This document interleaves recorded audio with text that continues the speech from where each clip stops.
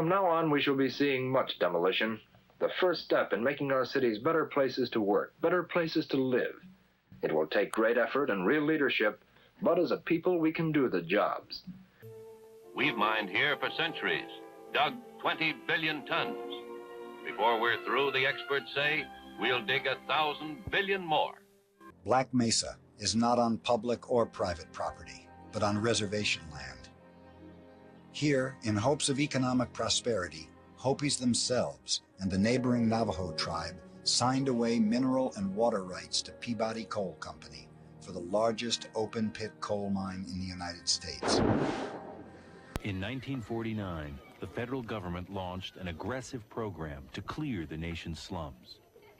Robert Moses would build bridges, highways, tunnels, civic centers, parks, some 658 playgrounds, Jones Beach, Shea Stadium, Lincoln Center, the United Nations, and the World's Fair of 1964. You can't possibly build anything without disturbing something. Just impossible. It can't be done. Coal from Black Mesa is mixed with water and slurried by pipeline 273 miles to a power plant in Nevada. The coal slurry takes 3 million gallons of pristine underground water each day. They bought the coal rights from the mountaineers around the turn of the century for as little as 50 cents an acre. Since then, much of the profit has left the region. Some men went to the city to look for a job or go on relief. And since 1950, the region's population has decreased by 350,000. But an estimated 1.5 million more people remain. It's now 6 months after that terrible day, August 29, 2005, and it feels like we've taken only a few small steps on the road to recovery. We are still counting our losses. More than 1,100 dead, 2,000 still listed as missing. More than 100,000 homes uninhabitable, more than 300,000 people displaced, living with relatives in trailers, in rented apartments, thousands of miles away. The largest and most ambitious urban renewal project in the United States was Lincoln Center. To build the giant performing arts complex, Moses would have to evict 10,000 people. They fought back. The neighborhood organized to try to stop him.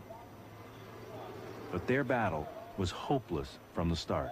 As a consequence of segregation being made illegal, many whites moved out of the city into new segregated spaces called the suburbs. The federal government financed this move. Some would say the suburbanization has been a failure at some level, at a cultural level and other things. And so now you have this remarketing, repackaging of the city as dignified space again. It's no longer the hood, the ghetto, it's the urban enclave. It's, it's no longer, North Philly, it's Temple Town, right? And so the marketing maps. And the question is, who are you marketing to? Yeah. And who pays the price for the marketing? We have to have that conversation. They make billions of dollars off of the Navajo and Hopi people, and we're left with contamination, we're left with poverty, we're left with disease. Maybe all this coal will be gone and realize that there is really nothing underneath the ground after they force us off. The coal camp owned everything except your life, I guess, but your existence probably they own. Coal was the only thing we have, and if coal's gone, that means everything is gone. So 9 years after Hurricane Katrina and what the recovery looks like, I have mixed feelings about the recovery and what it looks like. There are still neighborhoods where homes are still missing. There's schools that haven't been rebuilt or opened.